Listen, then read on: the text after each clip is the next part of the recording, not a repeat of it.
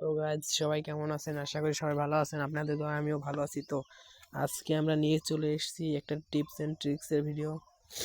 তো একই ক্যারেক্টার বারবার ইউজ করার টিপস অ্যান্ড ট্রিক্স। তো সবাই দেখেন এইভাবে বারবার ইউজ করার ট্রিক্স আপনাদের আজকে শিখিয়ে দিব। তো সবাই লাইক শেয়ার অ্যান্ড সাবস্ক্রাইব করে দিবেন।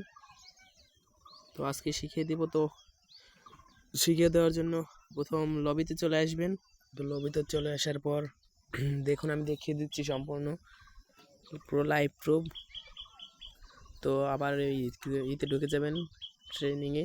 তো ঢোকার পর উপরে দেখবেন কুইক সেটিংস লেখা আছে। তো ওখান থেকে সেন্সিটিভিতে উপরে দেখবেন চালু অ্যান্ড অফ আছে। যদি এটা বন্ধ করে দেন তাহলে দেখেন একটাই ক্যারেক্টার ইউজ করার পর টাইম নেবে 90 সেকেন্ড। তো যেটা অন করে দেন দেখেন চালু দেন, চালু করে দেওয়ার পর দেখেন বারবার ইউজ করছে। তো আপনাদের অনেক টিকটক আর ইউটিউবার এরকম ভিডিও বানিয়ে দেখাচ্ছে।